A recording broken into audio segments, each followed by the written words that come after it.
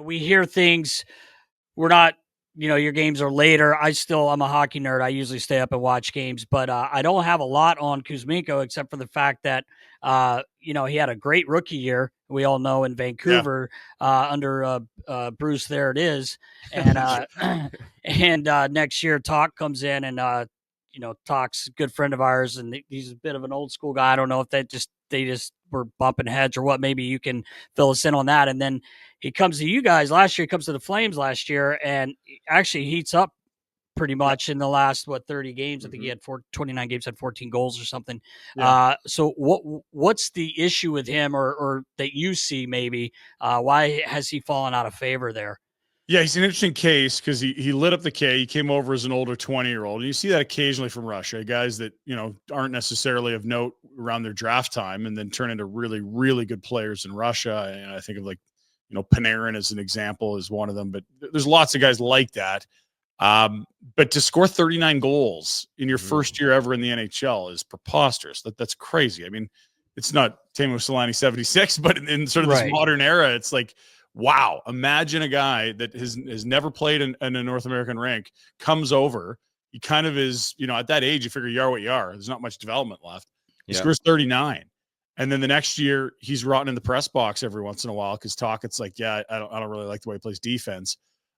He was included in the massive Elias Lindholm deal. The Flames moved out Lindholm to Vancouver for 5 pieces.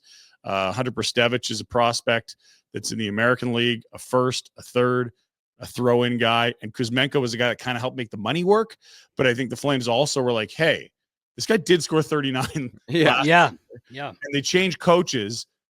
Maybe we get him a different coach. He's a guy that can score again.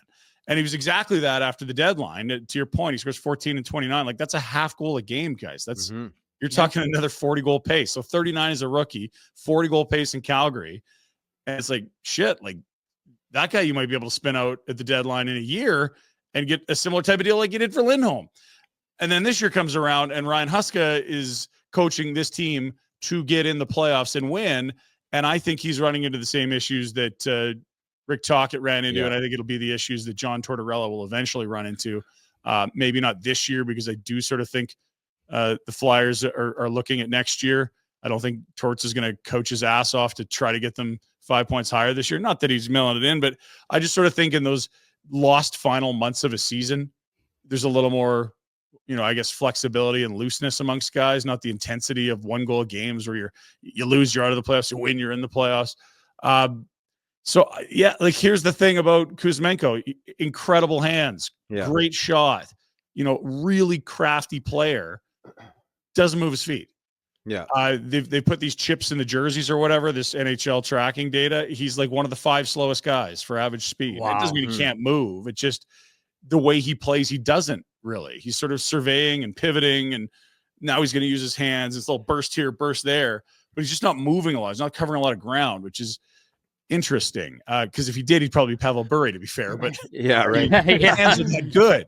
So I don't know. It really, if you told me that there was a guy that wouldn't work with Tortorella, this would be one of my higher picks.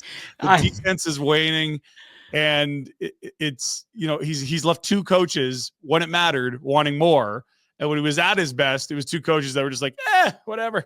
Flames are out of the playoffs, who cares? And Bruce Boudreau's like, like, we're not good, go get it, boys. So I don't know how it's going to work with him, and I kind of think we're close to last call here. A player of his caliber is going to get paid in Russia. He played SK St. Petersburg. It's Putin's favorite team. It was Mishkov's, I think, 16 or 17-year-old year there. His last year, he was well over a point a game, which not a lot of guys do in the K. If he doesn't have a strong finish here, he'll go make big money back in Russia. And again, he's going to turn 30 next year. Like, it's right. I don't like. Do you want to go on a PTO somewhere? Do you want to sign 1 year, $1 million? You could. You'll make more at home, though. You're going to be a star in that league because you were last time you left. So I don't think it's about Kuzmenko. But that said, the Russian guy might help Mishkov. They didn't overlap a ton. I think Mishkov only had 13 games that year, and then Kuzmenko was gone the next. So it's not like they're homies necessarily, but a familiar guy, another guy that speaks the native tongue wouldn't hurt. And, maybe he catches fire, and it's like, shoot, we can move this guy to the deadline for a third. Right. Nice. Free pick. Pelletier is a different story. You'll probably want to talk about him. Yeah. Kuzmenko, it's just all this skill and really lovable guy, funny. The English is horrible, but he leans into it. He'll be a fan I favorite appreciate that right away. Yeah. I was gonna say one of my buddies that's out in Calgary, he used to play here. He what did he say, Riggs? He said you better get a defibrillator on the bench for Torts. Oh yeah. Because he is For not Torts, going to like this. Yeah, he's not going to like Kuzmenko's game. Yeah. Well, it's always this classic, the dilemma when you have like high end skill like that, and you got a guy that just I don't want to say abandons the D zone, but just fails to move his feet and do the little things, especially with old school coaches like as you mentioned, Torts, Talk, and these guys. Right? There's just a brand of hockey and a certain way you have to play. And then you build out from, right? And the offense comes from the way you play. It's not the other way around. And I think, with what you're saying towards the end of his North American hockey career, I guess you could say he's going to go make money. Does he want to deal with that pressure? Does he want to deal with that type of energy behind him? He's going to have to the rest of this year. But yeah, like you said, maybe he compliments Mitchkov a little bit, adds a little. Well, who knows? they could both be sitting on the bench because that's a good point, he made too. a mistake the other night. Matvey, the Magic Man, there, he made a mistake and he got actually fairly animated. I don't know if you were able to see that, Ryan, but they kind of got into it. Torch sat him the rest of the game, and they were short Farabee because they pulled him. Right. So now to basically flex your chest, you have Michkov sitting on the bench when you're only down 2 and 3-0. You end up with a power play in the third. You end up with a 4-on-4. Yeah.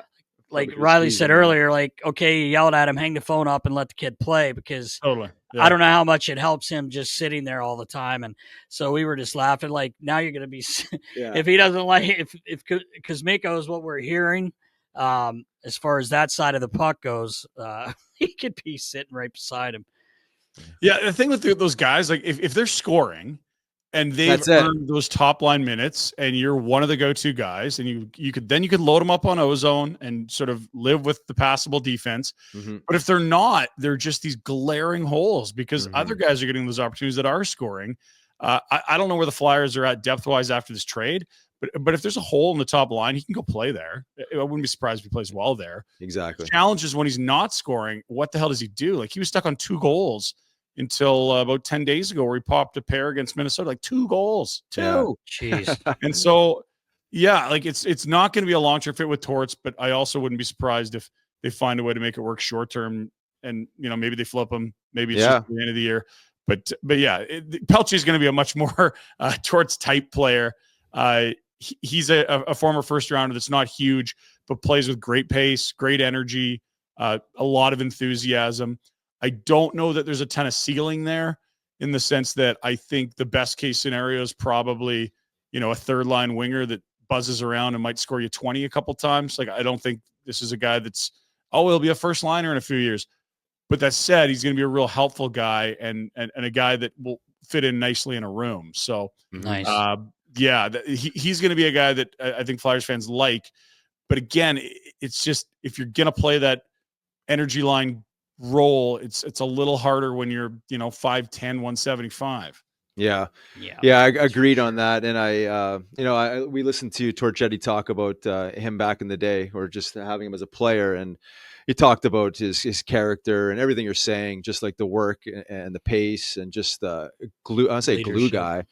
The fact that he's 5'9", probably playing like he's over 6 feet. How long can he sustain that is probably another question. But it sounds like he's got the drive and heart, and at least from a short-term perspective, it seems like a nice fit, right? I mean, at least it's it's not a needle mover as far as offense, clearly, but as far as like building a culture, it certainly fits into what they're trying to do there, at least temporarily. But I like what what I'm hearing. About Jacob.